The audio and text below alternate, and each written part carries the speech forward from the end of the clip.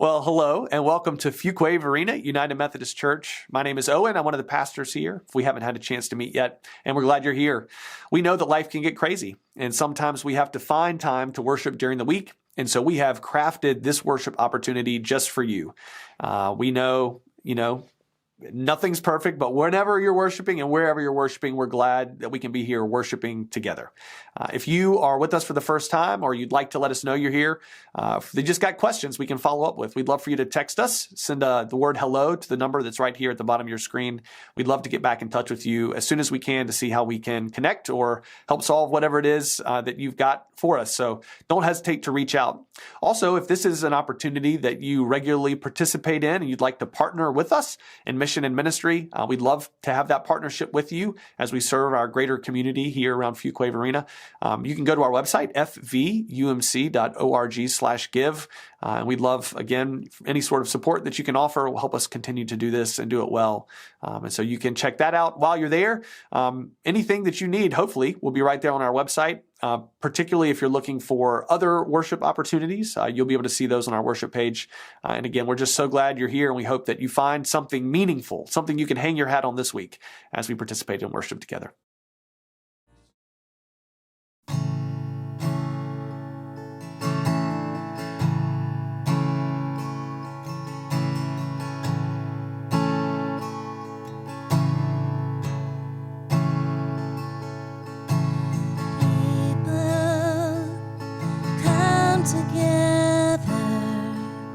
Strangers, neighbors, a blood is one.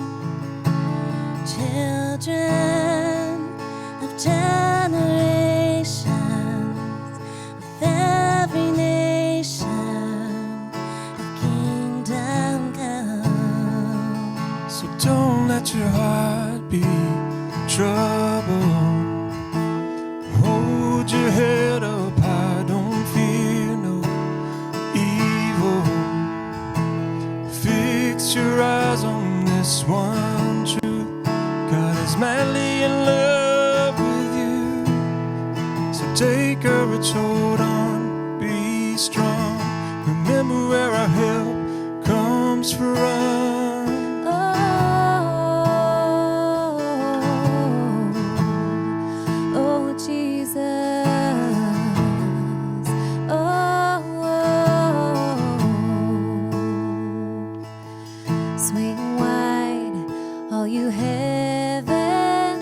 Let the praise go up as the walls come down. All creation, everything with breath, repeat the sound. All his children, clean hands, pure hearts, good grace, good God. His name is Jesus. Swing wide, all you heavens. Let the praise go up as the walls come down. All creation, everything with breath, repeat the sound.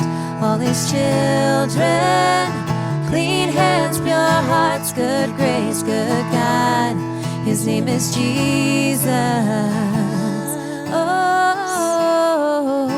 Jesus, our redemption, our salvation is in his blood. Jesus, light of heaven, and forever his kingdom come. Well, hello, friends. This is the last week in our sermon series, Life in Boxes, How to Hold It All Together. And this morning we are talking about our very last box, the Strangers box. And maybe you've kind of seen it hanging out there on the stage if you've been with us in person, or maybe you have seen it kind of through the venue as we've had pictures of it and that kind of thing. But I know that in some ways it is super random to have a Strangers box up here. And yet, I think it also encapsulates so much of our life. You know, we spend so much of our lives with people that we don't know, whether it's neighbors that actually are neighbors in our neighborhood that we don't necessarily know yet, or people that we spend wandering the aisles with, either at Target or the grocery store or wherever, that we don't know. Maybe our delivery driver or mail carrier, like all these people, generally speaking, tend to be strangers or people that we don't necessarily know, at least not yet. And I think there's so much of our lives that we spend in kind of stranger adjacent kind of world. And I don't think that I've necessarily processed that much what our interactions with strangers mean or kind of the importance of them. But I do remember sometime in the depths of 2020, like, oh gosh, such a hard year, when I realized, I had not seen anyone other than Adam, my husband, and our two families. And that was it. Like, I don't think I had seen anybody else maybe in at least a week, and maybe more. Like, maybe I had seen some people through the window or front door, that kind of thing, but like it had been a minute. And it also was around that time that a couple of my friends and I read a book called Burnout. Kind of subtitle of that is The Secret to Unlocking the Stress Cycle. And if you were kind of around me at that point, I talked about this book so much. Like, I just found it so fascinating on a ton of different levels. So would recommend. And there was just like so much that I was kind of processing that we had been deprived of in 2020 that kind of normally helped keep us or protect us from stressors in life that kind of came out in a different way in 2020. So I think that's part of what was really fascinating to me. But this book, it talked a lot about what it looked like to interrupt our stress cycle to complete our stress cycle rather than just kind of let our stress linger. And one of the examples in the book that it gave was when we have something hard going on in our life. They gave the example of a bear chasing us. Hopefully that has never happened to you. Maybe it has. But she was saying, like, if there is a bear that is chasing you, our bodies are going to kick it into high gear, go into fight or flight mode real quickly. All of the stress responses are going to start to happen. And that's great. Like, we need that to help protect us, to keep us alive, all of those sorts of things.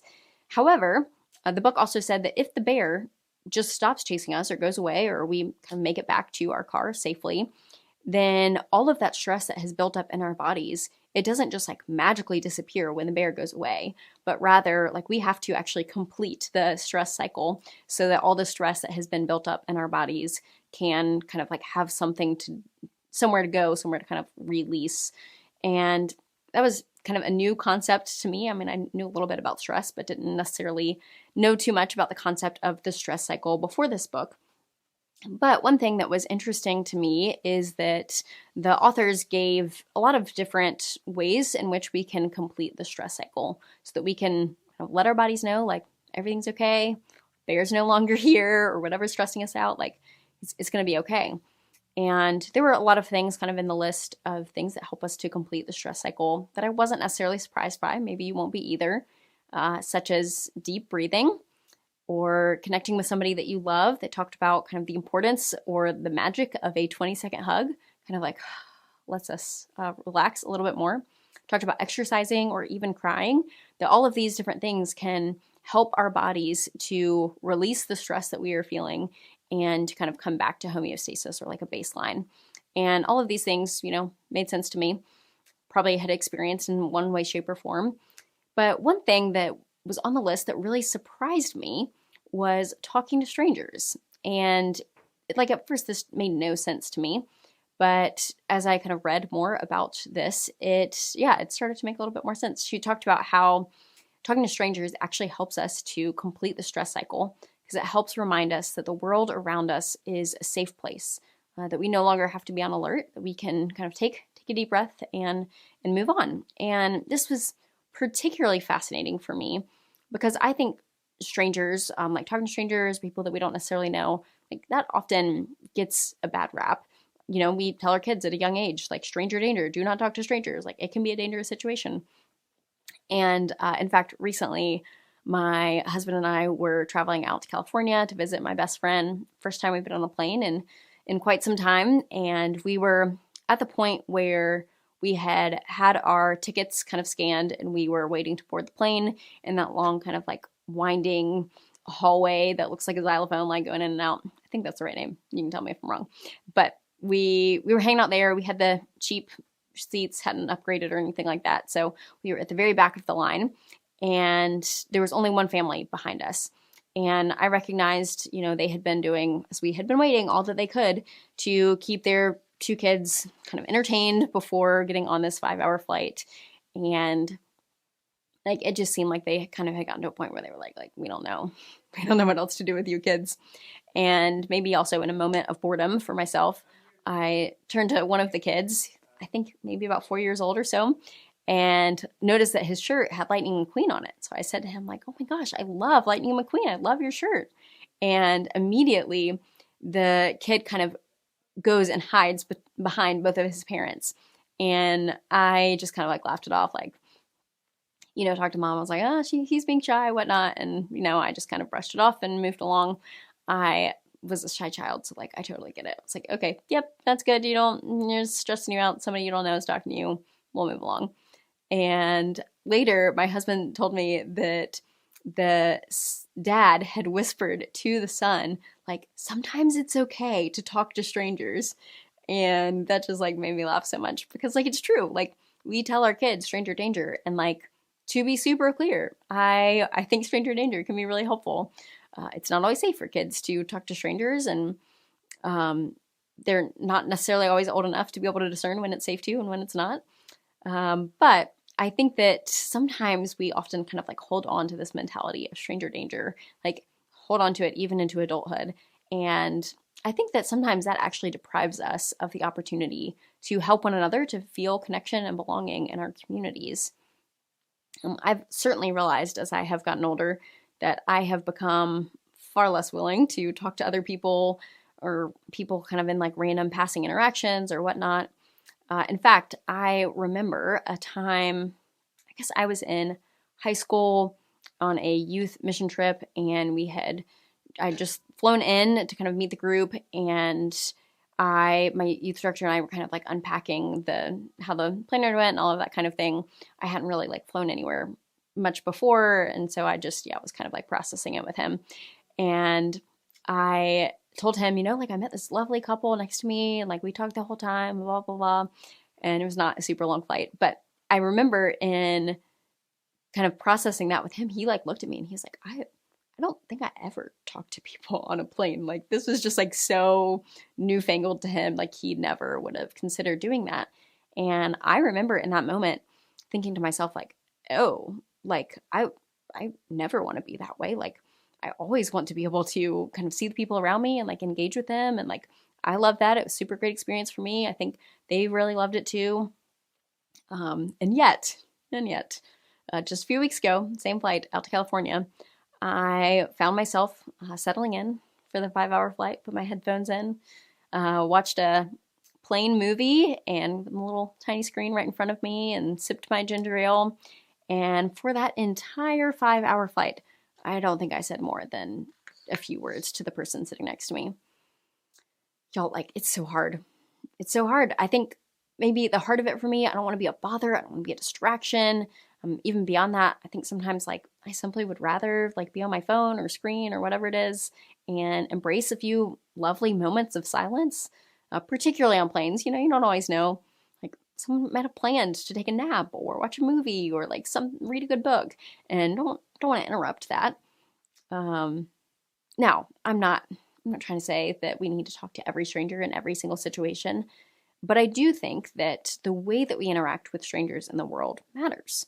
The way that we treat other people, particularly people that we don't know, I think it deeply matters. In fact, I don't think that the way that we treat other people or the way that we kind of interact with strangers is only good for our health and kind of for completing those stress cycles. But Jesus actually talks a lot about talking to strangers and what it looks like to care for strangers in our midst. Jesus doesn't necessarily, like in the passage we're going to look at, he doesn't only just talk about talking to strangers, but he also talks about paying attention to the needs of people in our communities, particularly those that we don't know. And Jesus's words, in particular in this passage, just kind of as a disclaimer as we head into it, they are always challenging words to me.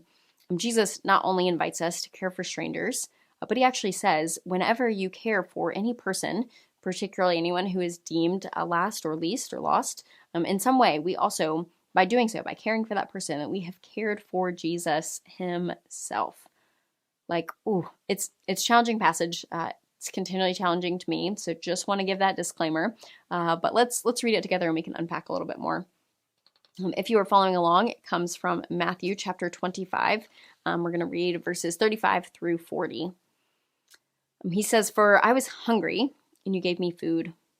I was thirsty, and you gave me something to drink. I was a stranger, and you welcomed me. I was naked, and you gave me clothing. I was sick, and you took care of me. I was in prison, and you visited me." And then the righteous will answer him and say, "Lord, when was it that we saw you hungry and gave you food, or thirsty and gave you something to drink? When was it that we saw you as a stranger and welcomed you, or naked and gave you clothing?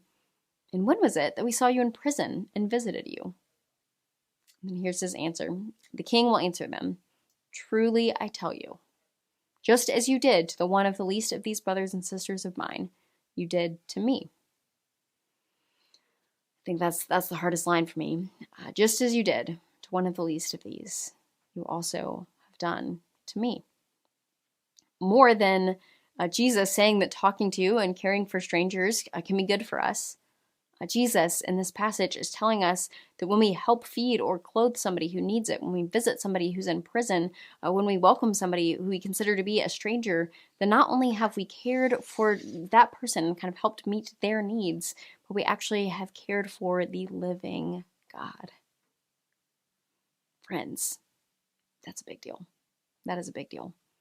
I know I certainly am guilty of regularly passing by people or choosing to believe that 2 minutes of responding to a text message in a checkout line is going to be far more important than paying attention to the person kind of right in front of me.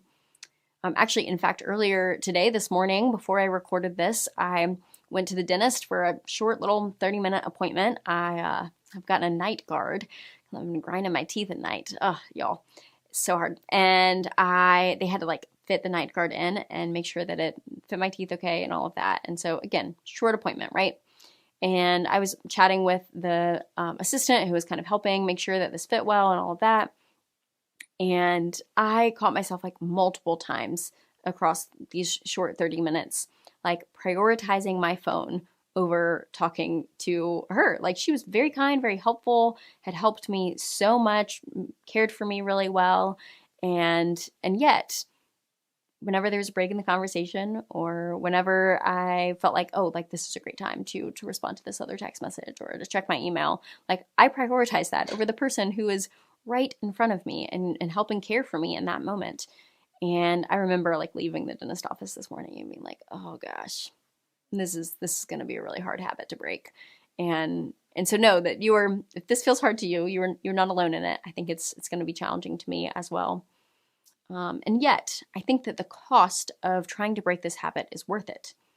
Because I think that what happens when little by little we choose ourselves or choose our phones or whatever it is over interacting with God's beloved children that are right in front of us, then I think that we subconsciously begin to believe that maybe we don't need one another. Maybe that person in line in front of you is just an inconvenience because you have to wait for them to check out before you can get to the checkout line yourself. I think the more we subconsciously begin to believe as well that it doesn't matter how that person thinks or how that person acts or if they feel differently than me or act differently than me. And yet, Jesus is the one who tells us that when we welcome a stranger, when we feed or clothe those that need it, that we not only are caring for them, but we are entertaining the living God. Now, I know full and well that this is intimidating. And yet what I love about the scripture is that Jesus is not simply just saying, welcome in every person that you meet. Jesus is calling us specifically to care for and to tend not only to the person that is in front of us, but also to the needs of that person. To be attentive. Does this person need clothes? Is this person hungry? Is the person in prison? Do they need somebody to visit them? Are they isolated? Are they a stranger that is new to the community that needs welcoming? Jesus calls us to be the kind of people that see a need and that move to help meet it with love and compassion and care, rather than just kind of seeing that as an opportunity to keep on walking by, to turn away. My hope, friends, for all of us as we head into this work of caring for people around us, talking to strangers, is that maybe even little by little, that we can try even more to move a little bit outside of our comfort zone next time we have the opportunity to chat with somebody that we don't know, or the next time that we're in a situation where we see that a need arises. I don't know how often you kind of come across situations like that where you see a need and can kind of help meet it in the moment. But I wanted to share with you a study that has been kind of challenging me a lot this week. It's called the bystander effect, and it's something learned about kind of back in my psych days, and it was coined in the 1960s. Maybe you have actually heard about this. I think there was a New York Times article written about it, and it was because there was a tragic accident a tragic act that happened, and there were 37 people that allegedly witnessed this crime be committed, and some called the police and that kind of thing, but nobody actively intervened in that moment. And so that kind of effect has become coined as the bystander effect, that when there's a crowd of strangers that don't necessarily know one another, that when something happens, that we are more likely to act as a bystander, there's 37 people, than we are to act or intervene in that moment. Now this week, as I was kind of to try to pull from the recesses of my psych days and figure out, like, is this the right study and all of that, I came across a TED Talk by a guy named Ken Brown, and he was kind of saying, like, yes, the bystander effect is real. If we are in a crowd of people and something happens, we are not as likely to intervene, like based on if there are more people there. If there's only one person, far more likely to intervene, like if we are the only person. But if there are, a lot of people around, maybe someone else will do it.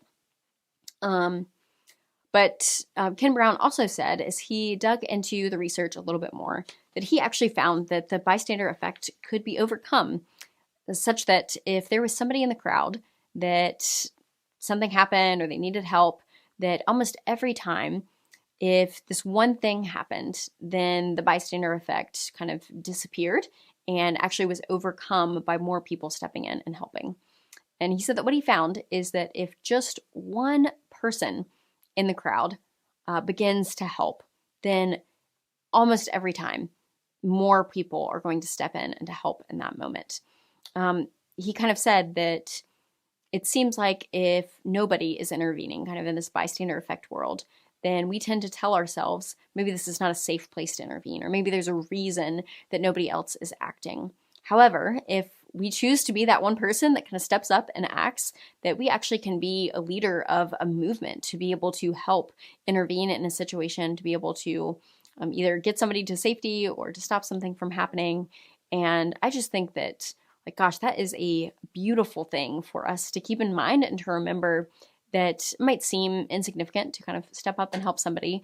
But truly, when we do that in more ways than one, we can kind of cause a chain effect to be able to invite more and more people to kind of step in and help as well. Friends, as we consider this, as we consider what it is to be a people that step in and help, people that talk to strangers, I am hopeful that we can kind of take a moment to assess what this looks like in our own lives this week. So I want to leave you with a couple questions. The first is this: what would it look like for us to be a community that sees Jesus in everybody around us? And then second, what would it look like for us to be a people that choose to interact with strangers in our midst, maybe just to strike up a conversation for a moment, or to jump in when somebody is in need? So I'd encourage us to be one of those people, to interact with strangers or people that we don't necessarily know in a new way this week, or also to recognize when those opportunities might be to be a catalyst for change, to jump in and help out when somebody is in need. I'm going to close with this. All throughout the series, we've been saying that a boxed out God cannot transform our boxed in life. And I think that when we box God out of even these smallest of interactions with strangers, we might have just missed an encounter with Jesus in our midst. Amen.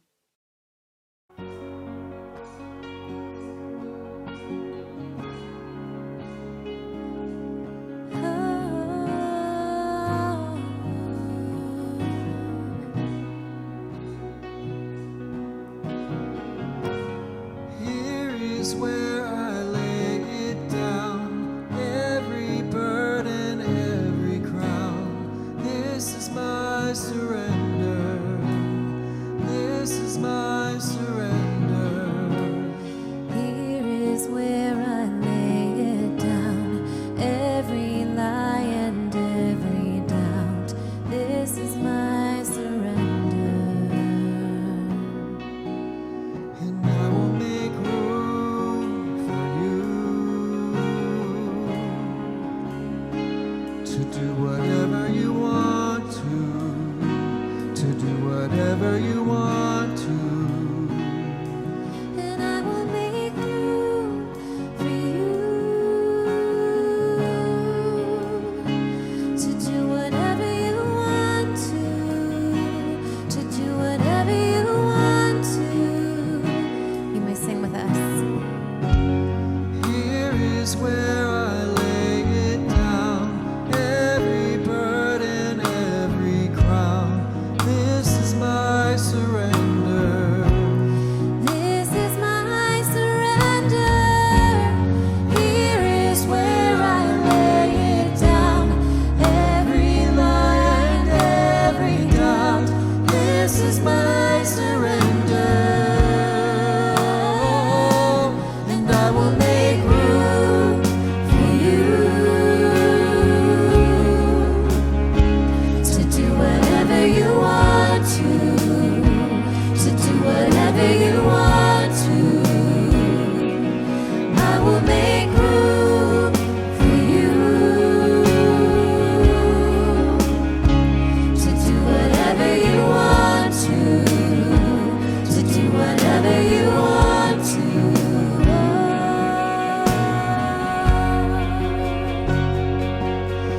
Have your way, God. Have your way, God.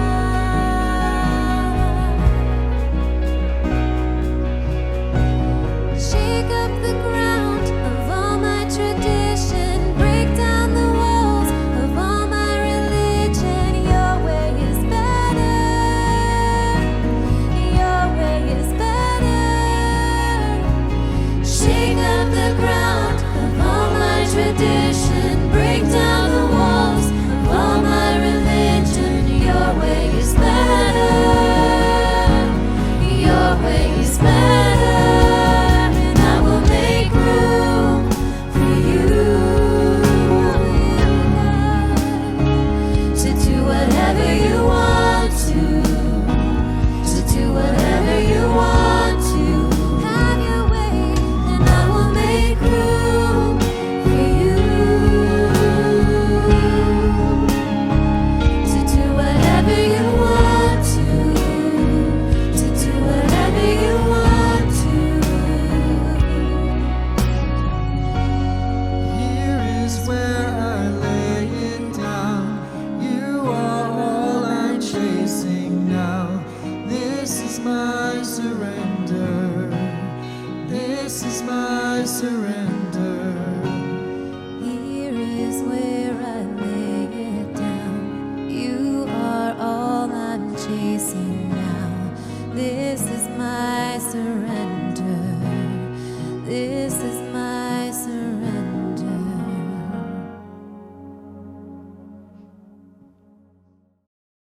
Again, it's been great to be with you together today.